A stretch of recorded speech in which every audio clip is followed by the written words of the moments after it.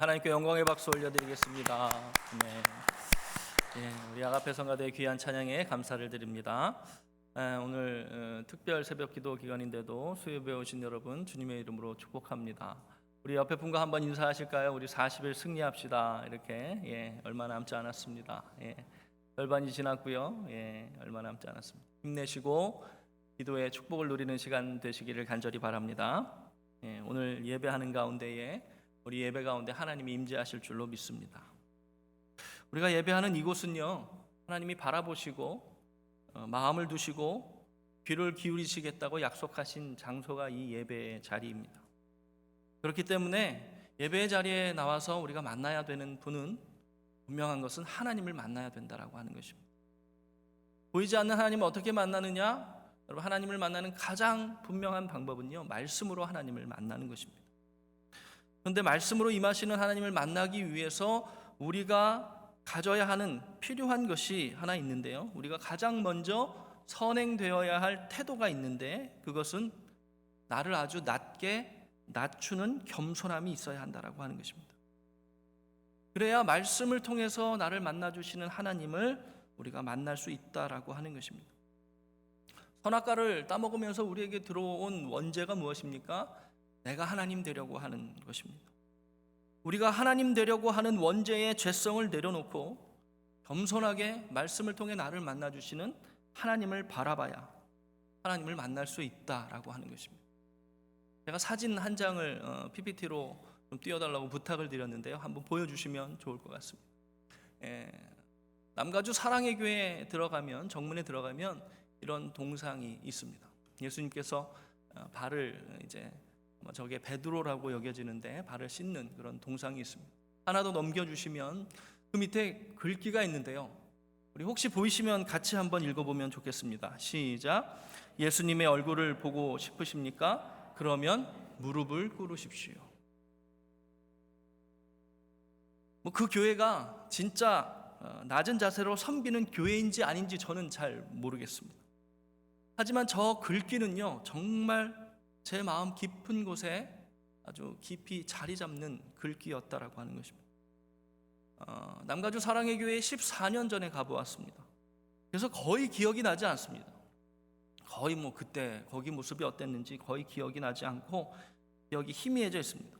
아마 지금은 많이 변해 있을지도 모르겠습니다.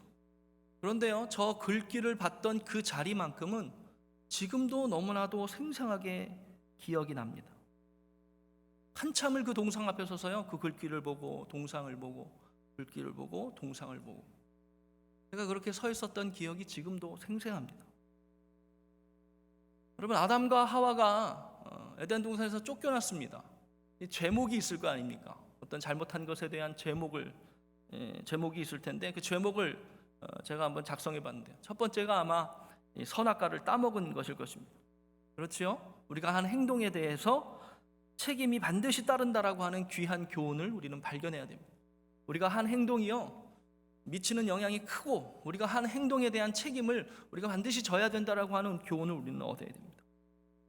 또 하나님의 말씀을 어긴 것이 죄목이 될 것입니다. 말씀에 순종하는 것 정말 중요합니다. 하나님께서 선악과를 먹지 말라고 말씀하셨는데 하와는요, 먹지도 말고 만지지도 말라 과장해서 표현했고요, 하나님이 먹으면 반드시 죽으리라고 말씀하셨는데 죽을까 하노라로 바꾸었고요, 말씀을 순전한 상태로 받아들이지 못하던 그런 모습을 우리가 경계해야 된다라고 하는 것입니다. 또 유혹에 넘어간 것입니다. 아주 중요한 제목이죠. 내가 유혹 때문에 넘어가서 속아서 그랬습니다. 저를 좀 봐주셔야죠. 이러이러한 여건과 상황이 있었는데 제가 유혹에 넘어갈 수밖에 없는 상황이었습니다. 그 유혹 때문에 그랬다라고 하는 변명이 받아들여졌습니까? 성경이 우리에게 분명하게 가르치는 건 그건 변명이 되지 않는다는 겁니다. 그리고 제가 묵상하면서 오늘 말씀드리고 싶은 것이 있는데 바로 하나님과 같아지려고 하는 교만한 마음, 아마 이게 가장 큰 죄목이지 않을까 하는 생각이 들더라는 것입니다. 내가 하나님과 같아질 거야. 그 부족한 것이 없는 곳에서, 모든 것을 누리게 하신 곳에서 이제 나는 다 누릴 수 있으니 이제 하나님만 되면 돼, 나는 하나님과 같이 될 거야 라고 하는 교만한 마음이 모든 죄의 근원이 되었다라고 하는 것을 바라본다면 그것이 가장 큰 죄목이겠구나 하는 생각이 들더라는 것입니다.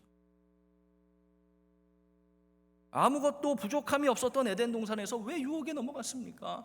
하나님같이 되려는 교만한 마음이 생겨서 그 유혹에 넘어가더라고 하는 것입니다.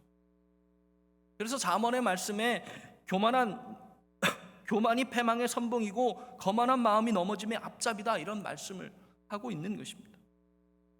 그렇기 때문에 우리는요, 겸손한 마음으로 이 자리에서, 이 예배의 자리에서 예배함으로 말씀 가운데 임하시는 하나님을 만나는 그런 예배를 드리는 성도님들 되시기를 주님의 이름으로 축원을 드립니다. 아담과 하와가 선악과를 따먹고 난 뒤에요, 생긴 현상이 있습니다. 하나는 갈등이고 하나는 진짜 지혜를 얻었습니다. 선악을 알게 되었지요. 선악과를 먹고 난 뒤에 아담과 하와의 관계가 깨어지기 시작했습니다. 갈등이 계속 되어지고 있었습니다.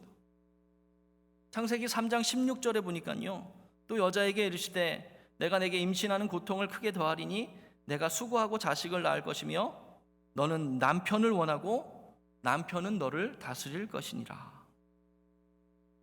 너는 남편을 원하고 남편은 너를 다스릴 것이니라. 이 말씀을 들으니까 어떤 생각이 드십니까? 저는 이 말씀을 보는데요, 간단하게 정리가 되었습니다. 서로 핀트가 안 맞는다는 이야기구나. 아내는 남편을 원합니다. 근데 남편이요, 뜻대로 안 된다는 겁니다. 남편은요, 아내를 다스리려고 한다는 겁니다. 근데 요즘 아내가 다스려집니까? 여자는 사랑을 해줘야 되는데 남자가 다스리려고 하니까 계속 가정에 문제가 생기는 것입니다. 이 말씀은요, 결국 이 죄악 이후에 만들어지는 모든 공동체에 서로 상충되는 갈등이 계속되어진다라고 하는 것을 우리에게 가르쳐주고 있는 말씀이다라고 하는 것입니다. 여러분, 가인이 아벨을 왜 죽였을까요? 아벨의 예배는 받으시고 내 예배를 안 받아? 아니, 하나님이 내 예배를 안 받아? 그게 분해가지고, 내가 장자이고 쟤는 둘째인데 하나님이 내 예배를 안 받아? 그냥 단순하게 그 자존심이 상해서 자기 동생을, 친동생인 아벨을 죽였을까요? 여러분, 요셉의 형들이요, 요셉을 죽이려고 했는데 왜 죽이려고 했을까요? 요셉만 채색 옷 입혀서요, 나는 못 입은 게 억울해서요, 그래서 함께 지내는 식구를 죽일 수 있습니까? 그런 마음이 듭니까? 아니요. 쟤만 사랑받아서요. 아니, 또 요셉이 꿈을 꾸고 나서 허황된 얘기를 자꾸 얘기하니까 그 말이 듣기 싫어서 아무리 배다른 동생이지만 죽이려고 하는 마음이 왜 들었겠습니까? 나중에 죽이는 것보다 어쩌면 더 심한 일을 하지요. 동생을 애굽에 팔아버립니다. 애굽의 노예로 팔아버리죠. 저는요, 이 모든 것이 가정 안에 있었던 갈등 때문에 생긴 것이다라고 하는 것을 깨닫게 되더라고 하는 것입니다. 갈등의 열매구나. 가정 안에 불화가 심했었기 때문에 그 안에 형제들끼리의 마음이 상해 있었고, 그 상처가 시기와 질투와 분냄이 반복되면서 결국에는 그 마음에 분을 키우고 악을 키워서 사람을 죽이고 하는 데까지 가는 그런 마음이 생겨나게 됐다라고 하는 것입니다. 에덴 동산에서 아담과 하와가 쫓겨나면서 서로 사이좋게 잘 지냈을까요? 네가 따먹으라고 그랬잖아. 네가 나를 좀 말씀을 잘 가리키지. 에덴 동산에서 쫓겨날 때 입었던 그 마음의 상처가 쉽게 치유되었을까요? 야곱은요, 아내가 4명이었습니다. 레아가 있었고요, 라헬이 있었습니다. 나중에 둘이 자식을 낳는 것을 경쟁을 하죠. 그러니까 레아의 여종 실바를 야곱에게 결혼시키죠. 그리고 라헬도 여종 빌하를 요셉에게 아내로 주어가지고, 이 아내로 드리게 해가지고 자식을 낳게 하는 그런 경쟁을 합니다. 아내가 4명이었습니다. 그 가운데 자란 형제들이 서로 사이좋게 지냈을까요? 어떻든 성경에 직접적으로 기록되어 있지는 않으니까 생각해 볼 수 있는 것이지만, 가정 안에서 이런 갈등들이 계속 되어지고 있었다라고 하는 것을 어렵지 않게 생각할 수 있다라고 하는 것이죠. 그런 갈등을 해결하는데 죄성을 가진 인간이 하는 방법이 무엇입니까? 갈등을 해소하기 위해서 죽인다라고 하는 것입니다. 갈등을 해소하기 위해서 억압하는 것이죠. 갈등을 해소하기 위해서 자기 동생을 애굽으로 쫓아내고 팔아버리는 겁니다. 선악과를 먹고 난 뒤에요, 우리가 하나님의 자녀됨을 회복하기 위해 중요한 과제가 있는데요, 여러분, 하나님의 은혜로 갈등을 극복하는 것이 우리 믿음의 사람의 중요한 과제라고 하는 것을 깨닫는 여러분들 되시기를 간절히 바랍니다. 선악과를 먹고 난 뒤에요, 우리 가운데는 갈등이 계속되어지는데 우리가 극복해야 되는 중요한 사명이 무엇인지 아십니까? 하나님의 은혜로 이 갈등을 해결하는 방법을 우리가 깨달아 가야 된다라고 하는 것입니다. 사람은 다 다릅니다. 선악과를 먹고 나서 서로 타자성이 생겼잖아요. 저 사람과 나는 달라. 아내는 남편을 원하지만 남편은 아내를 다스리려고 합니다. 교회에서도요, 여전히 갈등이 있습니다. 그것이 바로 우리에게 있는 원죄성이라는 것이죠. 하지만 하나님의 공동체가 세상과 다른 것이 무엇입니까? 그 갈등을 하나님의 방법으로 풀어내려고 노력한다는 것입니다. 세상은 용서하지 않지만 교회는 용서합니다. 세상은 복수하지만 교회는 복수를 하나님께 맡깁니다. 갈등이 생겼을 때요, 교회는 하나님의 뜻을 구하며 세상과 다른 방법으로 해결하라고 발버둥치는 공동체가 되어야 된다라고 하는 것입니다. 그렇게 세상과 다른 방법으로 해결하라고 발버둥칠 때 우리 안에 있는 죄성이 사라지는 겁니다. 그리고 우리 안에 성령이 충만하게 임하시는 것입니다. 그게요, 예수님을 닮는 모습이고 그게 감리교회가 말하는 성화의 모습이다라고 하는 것입니다. 나의 육신적인 생각으로는요, 그 사람 다시 볼 수 없습니다. 그 정도까지도 했는데 그 사람은 어떻게 봅니까? 인간적인 생각으로는 안 되지요. 그러나 우리에게는 무엇이 있습니까? 하나님의 사랑이 있기 때문에 다시 보려고 노력하는 겁니다. 그게 신앙의 성숙함 아닙니까? 하나님의 선하신 방법으로 갈등을 극복하는 우리가 되기를 간절히 소원합니다. 세상과 똑같은 방법으로 대응하고 세상과 똑같은 방법으로 복수하고 마음에 담아두고 그러면 어떻게 그 안에 하나님의 역사하심이 나타날 수 있겠느냐 하는 것입니다. 선악과를 먹고 난 다음에 또 하나 생긴 게 제가 지혜라고 말씀드렸는데, 이 지혜가 무엇이냐면 하나님을 경외하지 않는 지혜가 생겼다는 거예요.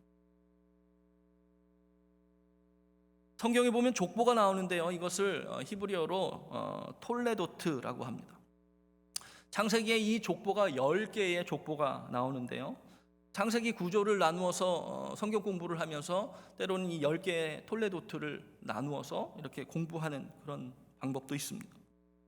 어떻든 그렇게 족보가 수직적으로 이렇게 수직으로 누가 누구를 낳고 쭉쭉쭉 나오다가요, 중요한 인물, 사건, 이야기가 나오면 수직으로 내려가던 이 족보가 수평으로 펼쳐집니다.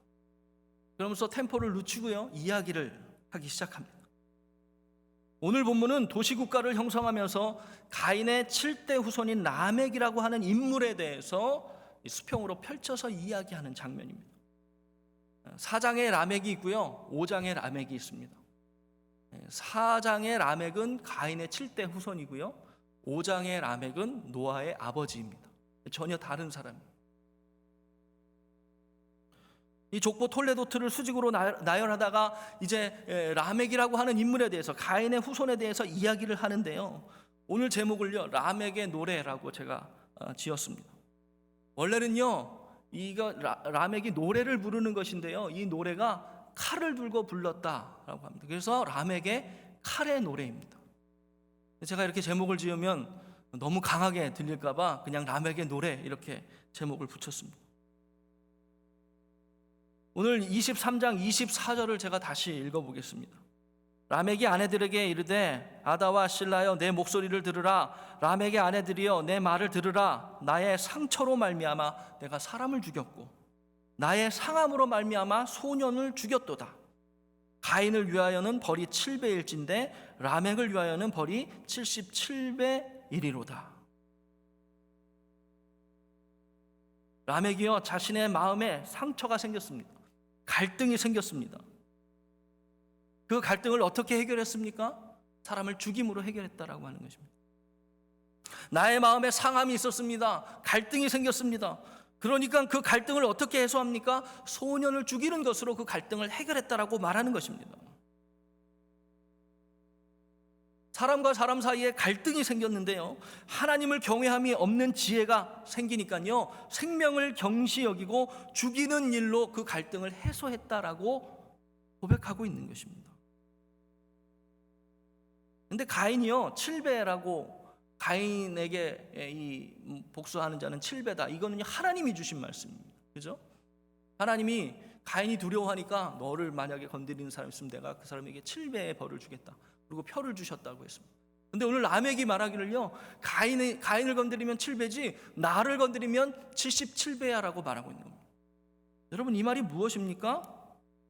라멕이 그 갈등을 해결하려고 사람을 죽였는데 자기에게 복수하려고 달려드는 사람이 있으면 그 사람에게 77배로 갚아주겠다는 말입니다. 뭘로 갚아주느냐? 칼로 갚아주겠다는 겁니다. 그 당시에 칼은요, 권력을 상징했습니다. 내가 세운 권력을 가지고 나에게 덤비는 자를 내가 죽여버리겠다. 이게 지금 라멕이 부르는 노래의 목적이다라고 하는 것입니다. 이것을요, 초대 국가 형성의 건국 이념이라고 해석하는 학자들도 있었습니다. 칼의 정치, 권력이 보호해주는 사회, 권력과 칼로 복수하는 체제, 그것이요, 선악과를 먹은 뒤에 생긴 하나님을 경외하지 않는 데서 나오는 그런 이 세상의 건국 이념이다라고 하는 것입니다. 칼이 나를 지켜줄 것이다. 하나님은 7배로 갚으시지만 나는 77배로 갚을 것이다. 하나님보다 자기가 더 강하고 더 세고 더 두려운 존재라고 말하고 있는 것입니다. 하나님을 경외하지 않는 데서 나오는 지혜가 이렇게 무서운 것이지요. 지금 이 시대에 하나님을 경외하지 않는 데서 나오는 그런 지혜로 세운 것이 무엇이 있을까요? 아마 돈일 것입니다. 여전히 권력이 나를 지켜준다, 어떤 권력이 나를 보호해준다 이렇게 말하지만 현 시대에는요, 사실 돈이 나를 지켜줄 것이다, 이런 사상이요, 우상화되고 있는 시대라고 하는 것입니다. 여러분, 우리에게는요, 하나님만으로 채울 수 있는 공간이 있습니다. 하나님을 만나야 채워지는 공간이 우리에게는 있습니다. 그런데 그것을 가인의 후손들은 칼로 채우고 권력으로 채우고, 현 시대는요, 물질로 채우려고 한다라고 하는 것입니다. 우리 안에 있는 이 허전함을요, 하나님이 아닌 다른 것으로 채우려고 할 때 그 모든 것이 우리 가운데 우상이 된다라고 하는 것입니다. 여러분, 오늘 이 예배 자리에서 우리 안에 채워야 하는 심령의 빈자리를 하나님의 영광으로 채우는 여러분들 되시기를 주님의 이름으로 축원합니다. 그래서 이 예배 자리에서 하나님을 만나야 하는 것 아니겠습니까? 이 예배의 자리에서 하나님을 만나야 되는데 어떻게 만날 수 있다고 말씀드렸습니까? 말씀으로 만나야 한다라고 하는 것입니다. 예배 가운데요, 말씀으로 만날 수 있는 하나님의 음성을 들으려면 여러분, 우리 안에 있는 교만을 눌러야 됩니다. 예배의 자리에서 누가 설교하든, 누가 기도하든, 누가 찬양하든 하나님의 음성을 듣는 겸손한 심령을 가지는 성도님들 되시기를 간절히 축원합니다. 여러분, 예레미야를 보십시오. 그가 당시에 하나님의 메시지를 받아서 이스라엘 백성에게 하나님의 말씀을 선포하러 갔습니다. 그런데 이스라엘 백성들이 어떻게 들었습니까? 넌 누구냐? 너는 영향력이 없는 사람이잖아. 너는 유명하지 않은 사람이잖아. 너는 도대체 어느 구석에 살다 나온 사람이냐? 너 왜 거짓 메시지를 전하느냐? 그리고 때리고 구덩이에 밀어넣고 가두고 하나님의 음성을 듣지를 못했습니다. 예수님이요, 이 땅에 오셔서 말씀을 선포하십니다. 그때 유대인들, 바리새인들, 제사장들, 사두개인들, 서기관들 그 말씀을 들었습니까? 반응이 어땠습니까? 나사렛에서 무슨 선한 것이 나겠느냐? 출신을 따지고 신분을 따지고 이런 것 때문에 예수님이 말씀하신데도 듣지 못하는, 그리고 결국에는 죽이려고 드는 모습을 보이더라고 하는 것입니다. 세상의 통치 이념과 똑같은 방법으로 교만한 마음을 이기지 못하고 하나님의 음성을 듣지 못하더라고 하는 것입니다. 지금 이 시대는요, 여러분 누구를 통해서 하나님의 뜻을 전하시겠습니까? 저를 통해서 전하겠다 그런 말이 아닙니다, 여러분. 제 입술에서 나오는 말을 잘 들으십시오 이런 말이 아니죠. 바로요, 우리가 드리는 예배를 통해서 하나님은 지금도 우리에게 하나님의 뜻을 나타내기를 원하신다라고 하는 것입니다. 그렇기 때문에 정말 수시로 예배하는 자리 가운데서 우리가 겸손하지 않으면 이 시대에도 주시는 하나님의 음성을 절대 들을 수가 없습니다. 겸손한 심령으로 하나님 만나는, 말씀을 통해 하나님 만나는 여러분들 되시기를 간절히 바랍니다. 예화를 하나 말씀드리고요, 말씀을 정리하겠습니다. 한국에 있을 때 한 권사님이 저에게 연락하셔서 목사님 집에 딸이 왔는데 와서 예배 좀 드려주십시오 이렇게 요청하셨습니다. 그래서 시집 갔던 딸이 있다고 그러시더니 친정에 잠깐 왔나 보다 이렇게 하고 이제 이유를 전혀 모르고 예배를 드리러 갔습니다. 그래서 예배를 드리러, 신방 예배를 드리러 갔는데 따님이 이제 나와서 이렇게 앉아 있는데, 한국은 다 바닥에서 예배를 드리잖아요. 근데 앉아 계시는데 거의 자세가 무너져 계세요. 거의 자세 이렇게 앉아 계신 게 아니라 이 마음이 무너졌다라고 하는 게 보여질 만큼 몸의 자세가 무너져 있었습니다. 너무너무 힘들어하는 것 같이 보였습니다. 어쨌든 먼저 예배를 드리는데요, 예배 드리는 내내 우시고, 찬송하는데 우시고, 말씀을 전하는데 막 흐느껴 우시고, 예배하는데 우시길래 은혜 받으시는가 보다, 내가 말씀을 잘 전하나, 은혜 받으시나 보다, 예배를 잘 인도하지 그러시나 보다 이렇게 생각하고 이제 예배가 다 끝났는데도 계속 그 자세는 무너져 계셨고 계속 흐느끼며 울고 계셨습니다. 예배가 끝나고 이제 이야기를 나누는데 사실은 이 따님이 이혼을 해서 친정으로 왔다는 것이죠. 남편이 너무 힘들게 해서 이혼했다 이렇게 표현하셨는데, 그 말씀하는 가운데 제가 듣기는 이제 아마 폭력 때문에 이혼하게 돼서 이제 오신 것 같은 그런 이야기를 했습니다. 그렇게 도망치다시피 이혼을 하고 친정으로 왔다라고 하는 것입니다. 그런데 그런 남편을 이제 시어머니도 두둔하고 도저히 그 안에서는 견딜 수가 없어서 이혼을 하긴 하고 이제 도망치듯이 친정으로 왔다는 것입니다. 그래서 제가 그런 상황이 너무 안타까워서 힘드셨구나, 그래서 우시나 그랬더니 얘기를 계속 이어가시는데 자기 사정 때문에 우는 게 아니라는 겁니다. 어린 아들이 하나 있는데 남편과 시어머니가 그 아들을 데리고는 절대 이혼을 못하게 하시더라는 겁니다. 너 이 아이 데리고 나갈 거면 이혼하지 마 이렇게 하셨다는 겁니다. 그래서 그 어린 아들을 놔두고 정말 도망치듯이 이혼하고 친정으로 왔다는 것이죠. 근데 남편은 물론이고 시어머니가 그 아이를 그렇게 살갑게 잘 보살펴 줄 것 같지 않더라고 하는 것입니다. 아니 오히려 더 그 아이도 위험한 상황이다라고 하는 판단이 어머니에게 들었다는 겁니다. 자기가 정말 견딜 수가 없어서 나오긴 했는데 사실 아이도 빨리 데리고 나와야 되는 그런 상황이었다라고 하는 것입니다. 근데 자기만 살자고 나왔으니 이 어머니가 얼마나 이 마음이 안타깝겠습니까? 자기가 너무 힘들어서 자기는 도망치듯이 나오긴 했는데 아이는 그곳에서 겪고 있을 그 어려움을 엄마는 너무나 잘 아는 겁니다.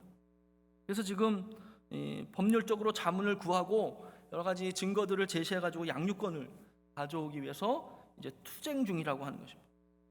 근데 왜 이렇게 자세가 왜 이렇게 무너져 계시냐 하면 아이를 버리고 온 그 죄책감 때문에, 그 자기에게 들은 그 자책감 때문에, 그 아이를 지켜주지 못하고 자기 혼자 도망쳐 나왔다라고 하는 그 마음 때문에 모든 마음이 무너져가지고 이 자세가 이렇게 무너져 계신 것이었습니다. 그 어떤 말로도 위로가 안 되었습니다. 친정 어머니가 위로 안 하셨겠습니까? 우리 빨리 아이를 데려오자 그런 얘기 하셨겠죠.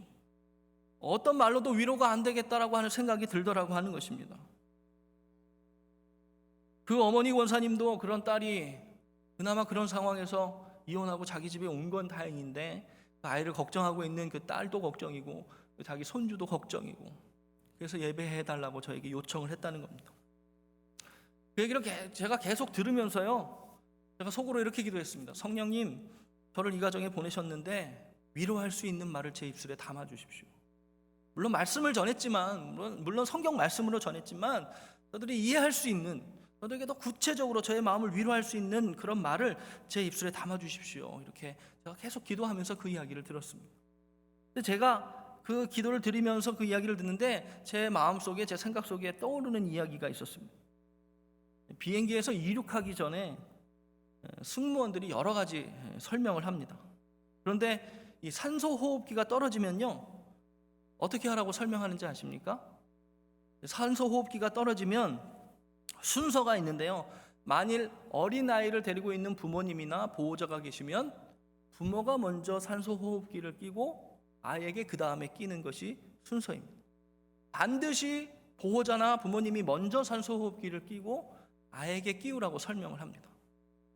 그걸 설명할 때는 그 이유에 대해서는 말하지 않지만 제가 생각할 때는요, 어린아이를 보살피기 위해서 부모가 먼저 이 호흡이 제대로 잘 되지 않으면 이 어린아이를 내가 제대로 위기 상황 가운데서 구할 수 없겠구나, 그래서 그렇게 하는 거구나, 제가 그런 생각이 들었습니다. 그래서 그런 얘기를 그분에게 드리면서요, 제가 이렇게 말씀을 드렸습니다. 엄마가 먼저 자기를 돌봐야 아이를 돌볼 수 있는 것 아니겠습니까? 성도님이 아이를 버리고 온 것이 아닙니다. 아이를 구하기 위해서 먼저 산소 호흡기를 낀 것이라고 생각하십시오. 그러니 현재 아이의 상황을 제가 드리니 너무 안타깝지만 엄마가 더 힘을 내셔야 됩니다. 엄마가 건강을 회복하시고 마음을 회복하시고 더 씩씩해져서 아이를 어려움 가운데 구할 수 있도록 힘을 내셔야 됩니다. 애를 버리고 온 게 아니라 아이를 구하기 위해서 호흡기를 낀 것입니다. 제가 이렇게 말씀드렸습니다. 그랬더니요, 그분이 흐느끼는 울음을 멈추셨습니다. 그리고 이렇게 자세를 다시 바르게 하시는 것입니다. 그리고 뭔가 결심한 듯이 눈빛이 바뀌셨습니다. 그래서 예배를 다시 드렸어요. 신방 예배를 처음부터 다시 드렸습니다. 자세를 바로하고 정말 하나님이 주시기를, 힘 주시기를 간구하면서 예배를 다시 드렸습니다. 그때 그분이 또 울긴 우셨는데요, 그때는 흐느껴 온 것이 아니라 정말 은혜 가운데 예배를 드리며 우셨다라고 하는 것입니다. 제가 말을 잘해서 이런 일이 일어난 것입니까? 아닙니다. 제가 말을 잘해서가 아니라 하나님이 우리의 입술을 통해서 주시는 위로의 말이 그분의 심령에 힘을 주고 어려운 상황을 이겨낼 수 있는 힘을 얻게 하셨다라고 하는 것을 우리는 바라볼 수 있어야 된다라고 하는 것입니다. 우리가 하나님과 같이 되어서 판단하면서 그 사람을 나무라고, 그 사람에게 어떤 방법을 제시해주고 그 사람에게 어떤 지혜를 주는 것이 아니라 그저 겸손한 마음으로, 사랑하는 마음으로 서로 대화할 때 결국 하나님의 백성의 공동체는요, 세상의 풍파를 이기는 영적인 파워를 갖게 된다라고 하는 것입니다. 말씀을 맺겠습니다. 하나님은 아브라함을 불러서 그로 한 민족을 이루게 하시겠다라고 약속하십니다. 그리고 타락 이후에 하나님을 경외함이 없는 지혜로 세워진 세상의 왕국과 전혀 다른 대한 공동체를 세우기를 원하셨습니다. 즉 하나님의 백성을 통해서, 그러니까 지금은요, 이 교회를 통해서 라멕이 세우려고 했던 국가 설립 통치 이념을 넘어서는 칼의 정치, 권력의 정치, 어떤 권력의 신격화, 물질의 신격화를 넘어서서 하나님의 통치 이념이 반영되는, 하나님의 통치하심이 적용되는 공동체가 세워지기를 원하고 계시다라고 하는 것입니다. 우리 교회 공동체는요, 세상의 공동체와 다른 방식으로 사는 공동체가 되기를 간절히 소원합니다. 하나님이 다스리시는 공동체가 되어서 세상에 그것을 증명해내는 것이 우리의 사명입니다. 우리가 세상의 것을 본받아서 세상과 똑같이 어떤 이익을 창출하고 세상과 똑같이 어떤 조직을 형성하는 것이 아니라 세상과 다른 방법으로 하나님의 통치하심으로 우리가 이 땅 가운데서 세상을 이길 수 있다라고 하는 걸 증명하는 것이 교회에 주신 사명이다라고 하는 것입니다. 그렇게 복수 안 하고도 용서하면 야, 너희 세상에서 살아남겠어? 세상이 너희 우습게 여긴다, 만만하게 본다. 아니요. 교회 공동체는 용서하고 끌어안으면서도 세상을 넉넉히 이길 수 있다라고 하는 것을 성령님을 통해서, 우리 교회를 통해서 하나님이 나타내실 줄로 믿습니다. 세상과 똑같이 복수하고 칼을 휘두르는 것이 아니라 주님이 주신 사랑으로 이 땅을 품으려고 할 때 하나님이 넉넉히 채워주신다라고 하는 것을 세상에 나타내는, 하나님의 영광을 드러내는 그런 공동체가 될 줄로 믿습니다. 예배의 자리마다 하나님을 만나는 성도님들 되시기를 간절히 바랍니다. 겸손하게 자세를 낮추어서 누가 말씀을 전하든지, 누가 기도하든지, 누가 찬양을 부르든지 하나님을 만나는 여러분들 되시기를 간절히 바랍니다. 큐티를 통해서 깊은 은혜를 체험하십시오. 신앙의 사람들이 서로 겸손하게 자세를 낮추어서 하나님이 주신 사랑의 마음으로 대화할 때 서로에게 하나님의 음성을 들려주시는 성도님들 되시기를 간절히 바랍니다.